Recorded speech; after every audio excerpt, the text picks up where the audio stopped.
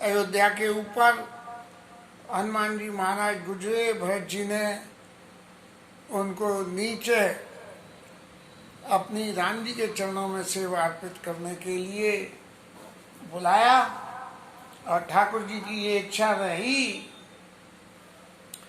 कि मेरे दोनों मेरे भगत हैं और इन भक्तों को आपस में कहीं भी कोई क्लेश का नंबर नहीं आवे कि हम में बढ़ाए तुम में बढ़ाए। तो ये लीला भगवान ने रची और भरत जी को नीचे गिरते, हनुमान जी को नीचे गिरते ही भरत जी ने जब उनको जगाया और जगा के फिर उनको हृदय से लगा लिया। अब भरत जी महाराज हनुमान जी से पूछते हैं, तात कुशल कहू सुख निदान की, सहित अनुज अरो मातु जान की, सहित अनुज अरो मातु जान की। हनुमान जी महाराज, आप भगवान राम की जो है अपने भाई और सीता जी के साथ में उनकी कुशल का क्या समाचार है, ये समाचार सुनाइए। तब हनुमान जी महाराज ने संक्षेप में जो कुछ भी यहाँ तक की घटना हुई वो सुना दी गई। और फिर ये सुन के भरत जी अत्यंत मन में दुखी हो गए और ये सोचने लगे, मन में पछता के ये सोचने लगे, अहि देव में कत जग जायो, प्रभु के कहो काज न आयो। हे भगवान, आपने मुझे पैदा ही क्यों किया? देखो मैं राम जी के एक भी काम में नहीं आया। लेकिन वस्तु स्थिति में देखें तो भरत जी ने जो सेवा राम जी की करी है कि उनकी अनुपस्थिति में एज एन एक्टिंग राजा जो 14 साल के लिए फर्ज भरत जी ने निर्वाह किया है और जिस तरह से निर्वाह किया है वो हर किसी के लिए संभव नहीं है। जान को अवसर मन धरे धीरा, उन्हीं कपिसन बोले बलबीरा। भरत जी अपने मन में ये विचार करने लगे कि जब मैं किसी भी काम में भगवान की नहीं आया तो क्या मैं इस वक्त भी भगवान के काम आ सकता हूँ क्या? और तब हृदय में विचार करके और भरत जी महाराज बोले क्या हनुमान जी महाराज तुम्हें सुबह से पहले वहां पहुंचना है और सुबह हो गई तो देर बहुत हो जाएगी, इसलिए आपको पहुंचने में देर हो सकती है। अब हनुमान जी महाराज को कहीं ये न लगे कि भैया जी इतनी देर इन्होंने मेरी बर्बाद कर दी, ये तो राम जी के विरोधी हैं कि राम जी के सपोर्टर हैं, कौन है ये, ऐसी मन में विचार नहीं आए तो भरत जी ने ये कहा कि चढ़े मम सहायक शैल समिता पट बहु तो कृपा निकेता। महाराज ऐसा है, राम जी के सेवकों में आप बहुत तेज चलने वाले पवन के पुत्र हो, लेकिन मेरा बाण भी उसके बराबर ही चलने का है, तो मैं तुम्हें अपने बाण पे चढ़ा के और सीधा भेज देता हूँ। क्योंकि हनुमान जी जिस वक्त नीचे आए उस वक्त स्वरूप उनका बहुत भारी थोड़ी था, बहुत भारी स्वरूप नहीं था। क्योंकि भारी स्वरूप होता तो भारी स्वरूप होने से तो अयोध्या में खैर ढा गया होता, जैसा वर्णन आता है रामायण में। तो उन्होंने चढ़े मामा सहायक शैल समिता पट तो कृपा निकेता और सुनि कपि मन उपजा अभिमाना। बस यहाँ देखिए, जिस अब तक की लीला के लिए ठाकुर जी बंधन लगा रहे थे कि इस लीला को रचने का मेरा कारण क्या है, वो प्रत्यक्ष में गोस्वामी जी ने लिख दिया कि सुनि कपि मन उपजा अभिमाना और मोरे भार चली के विमाना। मेरे भजन से ये बाण चलेगा कैसे? बाण तो पतला हल्का होता है, जब भी तो दूर तक जाता है, फोर्स लगा के पीछे से बैक फोर्स लगा के, और इसमें बैक फोर्स भरत जी लगा रहे हैं और वजन है आगे ज्यादा, तो क्या बैक फोर्स आगे वाले वजन से ज्यादा होगी? और आगे वाले वजन से अगर बैक फोर्स ज्यादा है तो चली जाएगी। ऐसा मन में समझ के हनुमान जी को ये आया कि ये तो मेरे मन की अपनी कल्पना है और भगवान राम का तो प्रताप है। देखो जी, राम जी के भगत हैं, मैं राम जी की सेवा करके बहुत कुछ कर पाता हूँ, तो ये तो निरंतर सेवा कर रहे हैं। मैं तो अभी कुछ दिनों से आया हूँ और भरत जी तो जन्म से ठाकुर जी की सेवा कर रहे हैं। तो ऐसा मन में समझ के और बंद चरण कपि कहकर जोड़ी तात प्रताप तब प्रताप और राखे प्रभु जय हूँ नाथ तुरंत। कि मैं जो है आपके इस प्रताप को ध्यान में रखे, हृदय में रखे और तुरंत ही पहुंच जाऊंगा। कैसे? अस कही आयसु पाई पद बंद चले हनुमंत। कि मैं तो अगर आप कह रहे हो तो आपके चरणों के प्रताप को रख के मैं पहुंच जाऊंगा। लेकिन भरत जी ने कही है कि मेरे सहायक पे और चढ़ जाओ, तो तुम्हारी एक इंजन की स्पीड मेरी दूसरे इंजन की स्पीड, तो डबल इंजन स्पीड हो जाएगी, तो और जल्दी पहुंच जाओगे। तब भरत बाहुबल शील गुण प्रभुपत प्रीति अपार और जात सराहत मन ही मन पुनि पुनि पवन कुमार।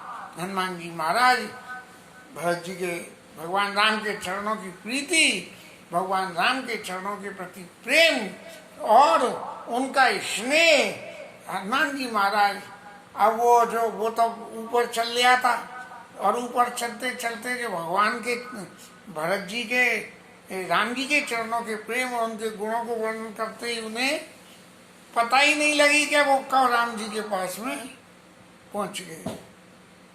यहाँ तक की लीला का तो एक सीन गया। अब दूसरा सीन बदलता है कि जहाँ राम जी लक्ष्मण जी के पास बैठे हुए और बैठे बैठे आधी रात हो गई है। भगवान तो जैसे कहानी, सीरियल, लीला या नाटक के इन सब में एक ये स्टैंडर्ड चैप्टर होता है कि हमेशा पहले हीरो को थोड़ा सा तकलीफ में दिखाना और फिर उसको मुक्ति दिलाना। तो ऐसे ही भगवान राम भी ये चूंकि लीला कर रहे हैं तो लीला में उन्हें भी ऐसा ही करना पड़ा। वहाँ राम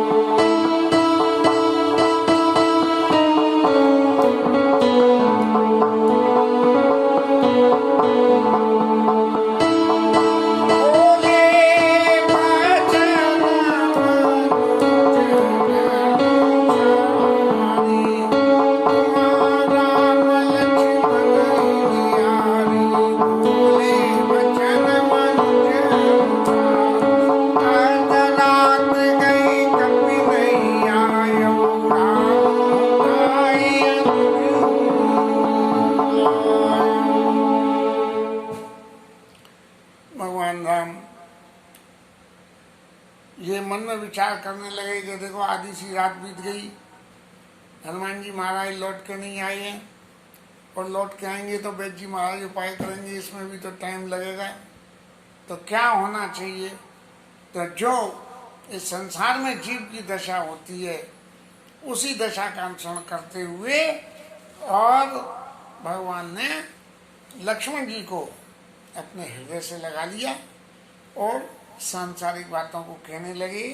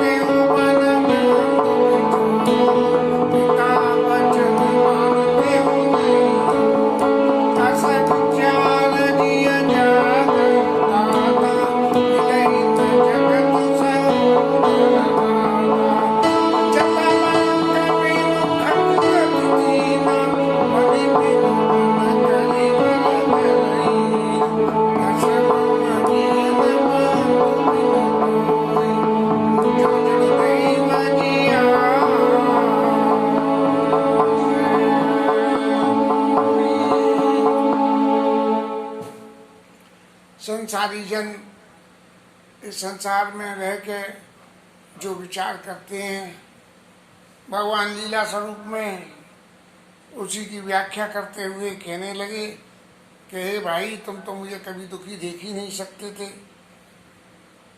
तुम्हारा स्वभाव इतना अच्छा था। ये व्यक्ति के जीवन की एक सबसे बड़ी विडंबना है कि किसी व्यक्ति को अपनी कीमत कहीं भी करानी हो तो पहले वहां से माइनस होना पड़ेगा।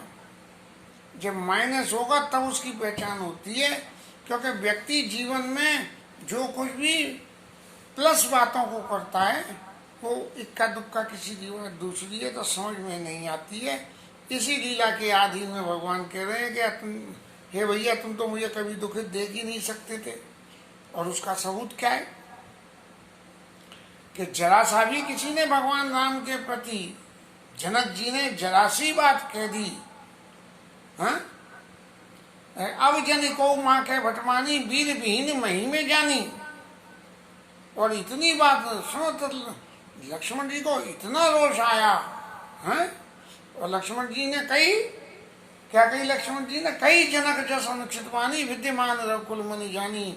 इनको जानते हुए, और हालांकि राम जी के चित्त में इस बात का कोई क्षोभ नहीं था कि जनक जी ने क्या कही है, लेकिन लक्ष्मण जी इतने अटेंटिव थे कि उन्होंने तुरंत जनक जी को भरी सभा के बीच में फटकार दिया। ऐसे ही जब केवट के सामने आए, सुमंत जी को फटकार दिया। ऐसे ही जब भरत जी मिलने आए तो भरत जी को के बारे में ऐसी बातें कह दी। तो सकऊ तो दुखित देख वो काऊ, और बंधु सदा तब बदल स्वभाव। मेरे प्रति तो इतने सॉफ्ट थे आप कि जरा भी ये लगे कि मेरे पास दुख आने को है तो तुरंत आप एक्शन ले लेते थे। तो भैया आप जी मेरे ऊपर ये दुख आ रहा है कि तुम्हारे बिना मैं रहूँगा, तो भैया वो तुम्हारा अनुराग करें और अब आप तुरंत ही उठ जाइए, मेरी विकल्प वचनों, मेरी विकल्पता को विचार करके, और आप उठ जाइए। और मैं तो एक बात और कहना चाहूँगा कि यदि वन में मुझे मालूम होती कि वन में आपसे बिछो हो जाएगा हे लक्ष्मण जी महाराज, तो मैं पिताजी के वचनों को भी नहीं मानता और वन में नहीं आता। ऐसा विचार करके कि मैं अपने सारे संकल्पों को छोड़ सकता हूँ लेकिन तुम्हें नहीं छोड़ सकता हूँ, इसलिए लक्ष्मण जी आप उठिए और एक बात और मेरे को ये बताइए कि इन विपरीत परिस्थितियों में जैसे आपने पहले मेरी रक्षा करी या मेरे को कंपनसेट करा, तो जरा उठ के ये बताओ तो सही कि मैं इस वक्त में क्या करूं।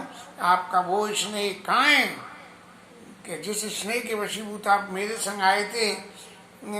और एक बात और है कि इस जगत में सब कुछ बार बार मिल सकता है, लेकिन सहोदर भ्राता एक ही माता पिता के बीच में की संतति, सहोदर एक उदर से पैदा हुए, ऐसे भाई द्वारा बड़ी मुश्किल से ही मिलते हैं। हालांकि माताएं भले ही अलग अलग थी लीला स्वरूप में, लेकिन एक ही खीर को खा के पैदा हुए थे चारों भैया, एक ही खीर को खा से पैदा हुए थे, इसलिए चारों सहोदर थे। जता पंख बिन खगत दीना, जैसे बिना पंखों के पक्षी, मणि के बिना सांप और सुन के बिना हाथी दुखी होता है, भगवान ऐसे दुखी हो गए और कहने लगे असमम जीवन बंधु बिन तोई, तो तुम्हारे बिना महाराज मेरा तो जीवन बिल्कुल ऐसा ही हो जाएगा जैसे हाथी की सूंड कट गई हो। जो जड़ दैव जियावई मोई, यदि भगवान अब मेरे को जिंदा रखता है तो भगवान ने ये नहीं कही कि लक्ष्मण जी आपका समय आ गया है, ये नहीं कही। भगवान ने ये कहा जो जड़ देव जियावई मोई, यदि भगवान मुझे जिंदा रखे तो क्या कि जही बदा कौन मोलाई, और नारी हेतु प्रिय बंधो गवाई। अयोध्या क्या मुंह लेके जाऊंगा मैं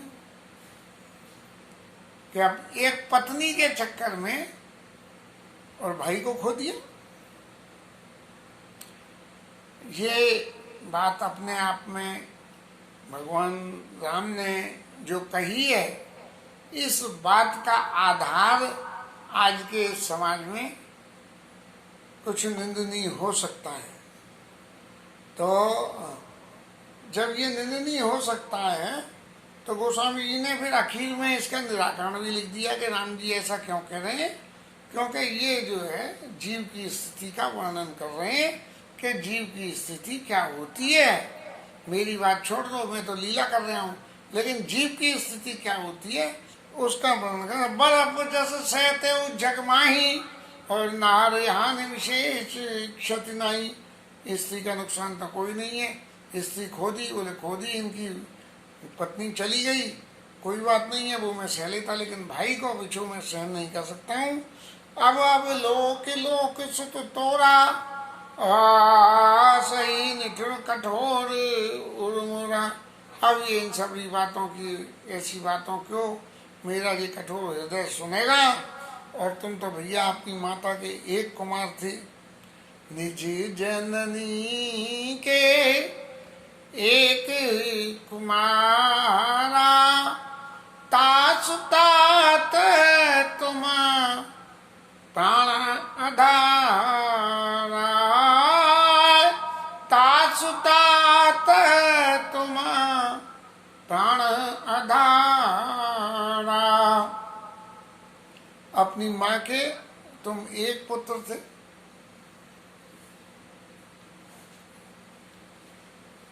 जबकि रामायण के अनुसार लक्ष्मण जी और शत्रुघ्न जी सुमित्रा मैया से पैदा हुए दोनों। तब ये एक पुत्र कैसे, एक पुत्र ऐसे कि जब बन जाने का नंबर आया तो सुमित्रा अम्मा ने क्या कही, तात तुम्हार मां तो वेदेही, और पिता राम सब भांति स्नेही। जैसे कोई माँ अपने पुत्र को किसी दूसरे को गोद दे दे, ऐसे सुमित्रा जी कह रही हैं तात तुम्हारे, पहले पिता नहीं कही है, तात तुम्हारे मातु वही दे, माता का दर्जा ट्रांसफर कराए। और पिता राम सब भांति सने। सीता जी तो तुम्हारी माँ है, जब सीता जी माँ है तो रामचंद्र जी नेचुरली पिता ही हो गए। और वो कैसे पिता हैं ये नहीं कही, माता सीता जी है इसलिए राम जी पिता हैं। और सब तरह से तुम्हारे ऊपर स्नेह करने वाली है। तात तुम्हार मातु बई दे, पिता राम सब भांति सने। अवध ताज राम निवासो, ताई दिवस जा भानु प्रकाशो। और ये कहने लगी सुमित्रा जी कि जहां राम है वहीं अयोध्या है, और जहां सूर्य है वहीं प्रकाश, जहां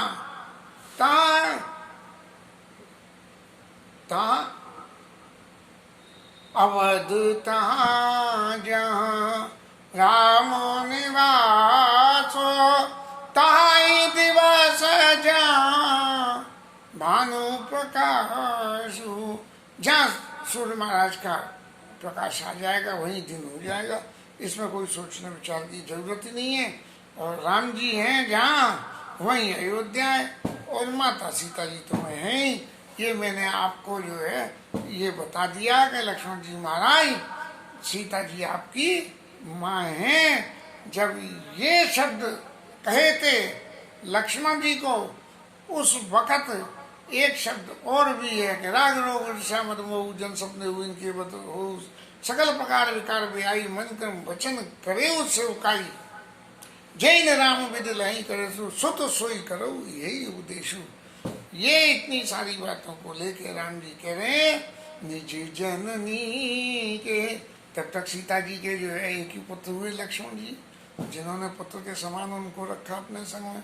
निज जननी के एक कुमारा, तासु तात तोमा प्राण आधारा। सौंपे सिमोही तुम्हें गई पानी, सब विध सुखद परम हित जानी। ऐसा समझ के और मेरे को सौंप दिया सीता जी ने। सुमित्रा जी ने भी सौंपा सीता जी को, सीता जी ने मुझे दिया कि यहाँ इनके संग में ये सब तरह से सही रहेंगे। अब मैं यहाँ से जाके कि भाई सुमित्रा जी को क्या जवाब दिया जाएगा ये मुझे सिखा दो। और बहुविध सोचत सोच विमोचन, सबत नयन राजीव जल लोचन। ऐसा भगवान जी बार बार बहुत सोच करते हुए नेत्रों से आंसू बहाने लगे। और फिर गोस्वामी जी ने शेष मतलब की बात, इस लीला का अंतरंग रहस्य के उमा एक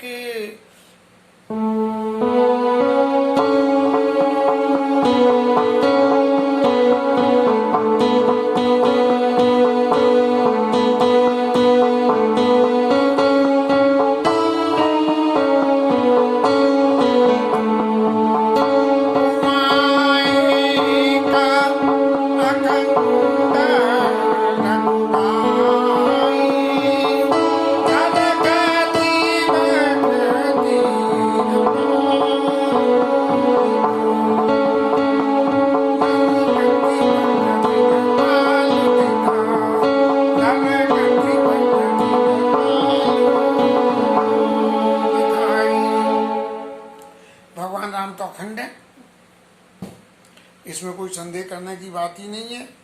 लेकिन मनुष्यों की क्या दशा होती है इन परिस्थितियों में, इसका लीला मंचन भगवान ने किया है। और भगवान के इस विलाप को सुन के सारे बंदर लोग बहुत दुखी हो गए और किसी को क्योंकि ये तो पता लगी नहीं कि ये लीला आगे की क्या होने वाली है।